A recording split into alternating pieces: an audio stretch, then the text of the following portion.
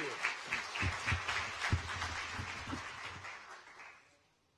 Sheldon, thanks so much. Thank you for taking time on a Friday. I know you guys are extraordinarily busy, and I'm very appreciative that you came down here to chair this particular panel. And I'm even more appreciative of our great friendship. Sheldon is a near neighbor of Massachusetts, obviously, Rhode Island, a great sailing state, and Sheldon himself is an avid sailor. He has a beautiful, beautiful old wooden boat, restored, and he is a man of the sea and represents a state that is deeply committed to all of the ethic that is represented in this gathering. So Sheldon, thank you very much for being part of this. And I want to, you guys have been very patient. You've heard a lot from me in the last couple days. So I want to jump right in and try to summarize. But I want to begin by, again, singling out a few folks who really deserve to be thanked, especially our Assistant Secretary of OES, Judy Garber, Ambassador David Bolton, Sally Yozell, and Senior Staff Director Elizabeth Kim are really the ones who shepherded this incredible final product to its current state. And I'm deeply appreciative of them, as you all ought to be, and I thank them again for their tremendous work. And Kathy,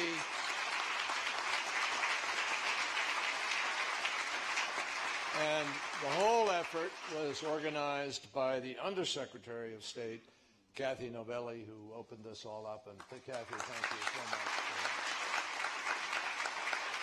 I also want to thank National Geographic. Some of the images that you've seen are beyond my scuba diving capacity.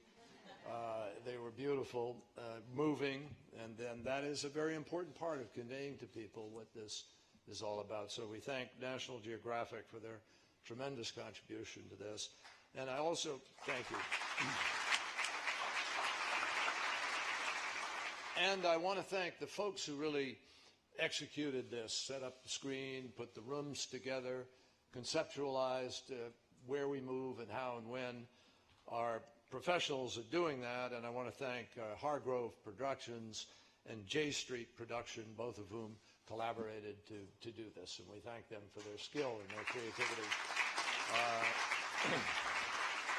I also want to thank the incredible men and women who are on this stage.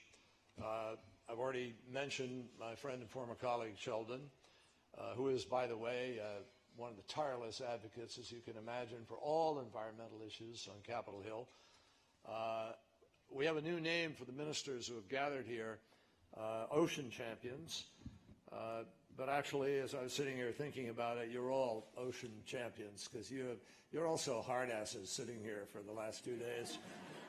I'm pretty impressed by the steady listening that you have done, and it signals the seriousness of purpose here. But the roll of honor up here includes Mankour Tjay of Senegal, and Julie Bishop of Australia, Borge Brende, who you just heard from, who made an important announcement from Norway, and Carmen Uvela of the European Commission, and they have, all of them, contributed so significantly to this effort. I'm excited, I can't tell you how excited I am, really, by the fact that the EU is going to do this next year in Malta, and then Indonesia will follow, and then finally Norway will follow. And if anybody else wants to stand up and make an announcement, I invite you to do so. But that's important, and I want to tell you why, because this is one of the points I really wanted to sort of focus on in the context of summing up.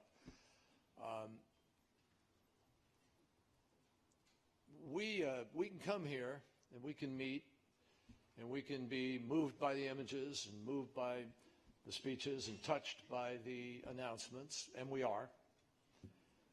But if we just go out of here and go back to business as usual, we're not going to win this battle. And I think everyone here, as an ocean champion, completely understands that. What is important is not just, it is vital that we make the announcements we are making here and make the commitments. But it's more important that we meet those commitments. and that we stay in touch with each other. The power of this event, I really think, has been people I've known for a long time coming together in one room at the same time for 2 days and feeling everybody else's sense of urgency, and also feeling everybody else's commitment and seeing their commitment and measuring their commitment so that we are accountable to ourselves. That is the key as we leave here. And I think you would agree with me that, every single week it seems that there is new science that reveals the extent of the challenges that we face and the degree to which human activities are to blame. Just this week we saw that scientists from Stanford University published a report finding that for the first time in history, larger marine creatures are far more likely to face extinction than smaller ones. Why? Because those are the ones that human beings typically target. Now, this isn't a naturally occurring phenomenon. This is, at the risk of being redundant, I suppose, but entire species are being wiped from this earth specifically because our species is going after them. So we're reminded again and again of the hard work that lies ahead of us. And we also know what the impact of money is. We know what the impact of demand can be, whether it's legitimate consumer demand or illegitimate consumer demand, as it is in many cases for luxury items that are forbidden either under one law or another. So just as indisputable as this challenge as we leave here, the last 2 days have proven to every single person here that we are making progress and that everybody here is determined on an international basis to guarantee that we make even more progress, not just sufficient to feel good, but sufficient to get the job done and meet the task at hand. All you have to do is look at the absolutely remarkable transformational commitments that have been made here. Together, in the last 2 days, we have created over 40 significant new or expanded marine protected areas.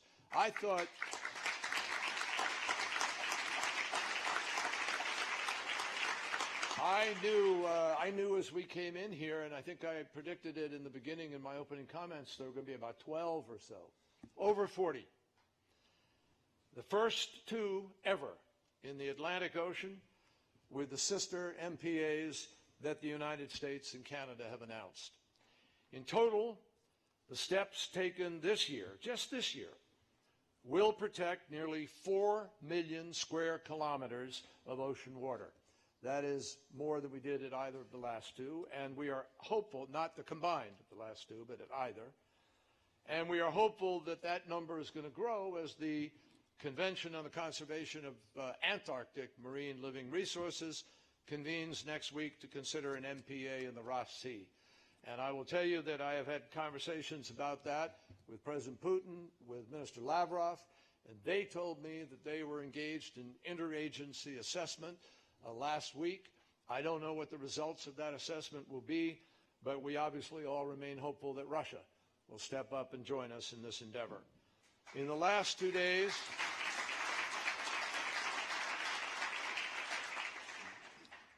that applause is not for the hope, it's for the pressure.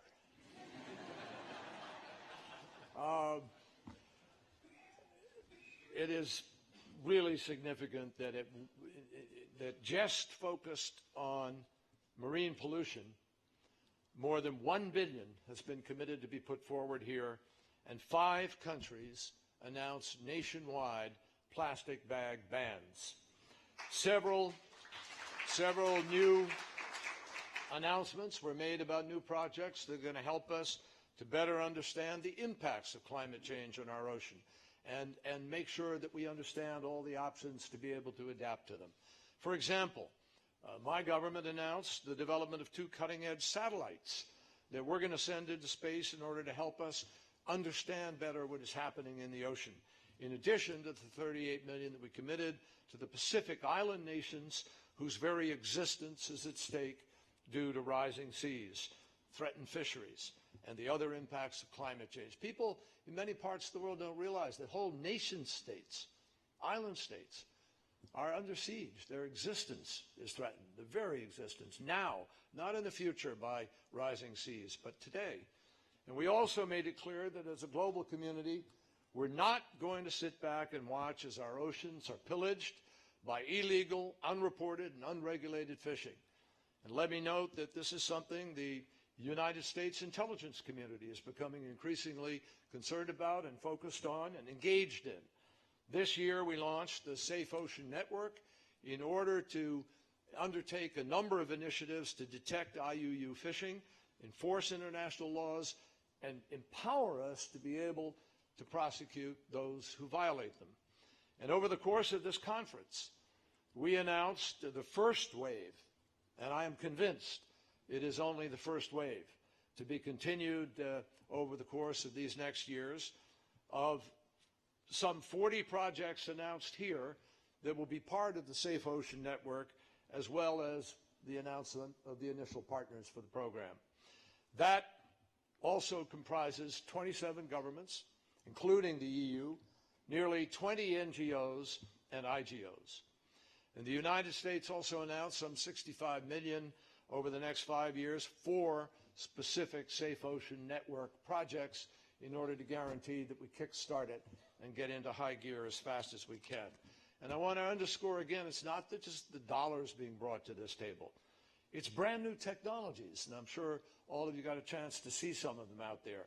Oceana, SkyTruth, Google, Paul Allen's Vulcan, the Pew Charitable Trusts, Satellite Applications, Catapult, all announced major innovative contributions that are going to help the world to better monitor the ocean and track where and when IUU fishing is happening and who is doing it.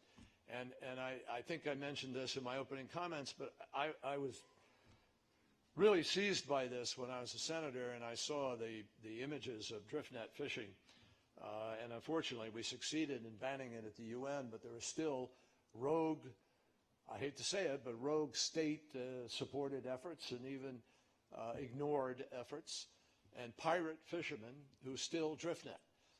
And it's thousands of miles of monofilament netting that can just strip mine the ocean, half the catch, two-thirds of the catch, thrown overboard, not used, which is why it was banned, because it does strip mine and not fish selectively. But also it becomes ghost fisheries, because sometimes it breaks off, and then it just fishes by itself, collects fish. When the carcasses are heavy enough, it sinks to the bottom, the predators strip it, and it rises to the top again and fishes once again. So we have ghost drift net fishing as a consequence of the law that gets broken.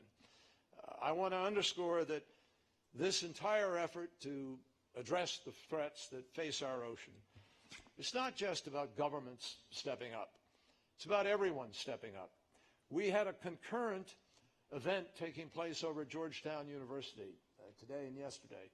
And I just went over and addressed an auditorium full of kids, but a whole bunch of them who were selected in a competitive choice, coming to Washington to be involved, bringing their ideas to the table for what we can do to do this. And I told all those folks, they can make all the difference. They can organize. They can go out and become the powerful force at the grassroots level that will hold the political process accountable. And as we saw over the course of this conference, private sector leaders are becoming more and more involved because they understand the food chain, the downstream impacts of what happens. And this, as we heard Keith say earlier today, it doesn't just affect the person who fishes or the person who breaks the law. It can affect the entire food chain economically. And if it begins to break down, a lot of other things begin to break down with it. So they're helping to change this paradigm. My friends, what you have done here is nothing less than extraordinary. Over the course of the last 2 days, this ocean conference, in order to protect marine ecosystems, to prevent pollution, to address the crippling impacts of climate change, has committed over $5.3 billion of money and initiatives in order to achieve those goals. It's extraordinary.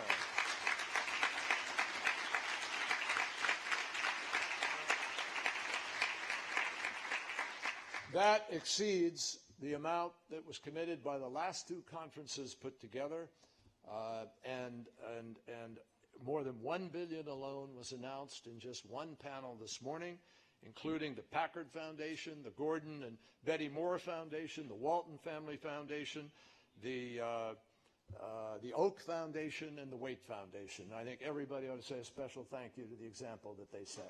We thank you.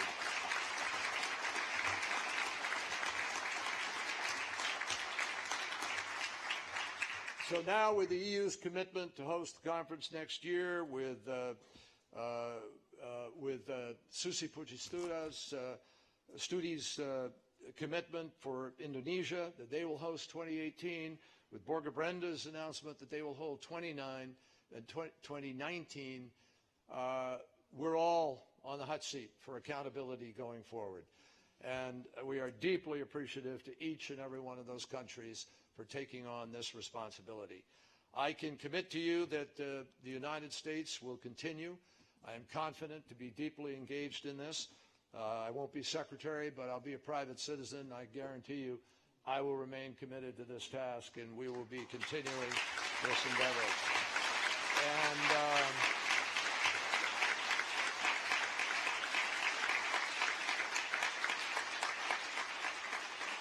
so, in formal sort of ways, our third ocean conference comes to an end this afternoon. But I will say to you, I don't think this is an end. I think this is a beginning.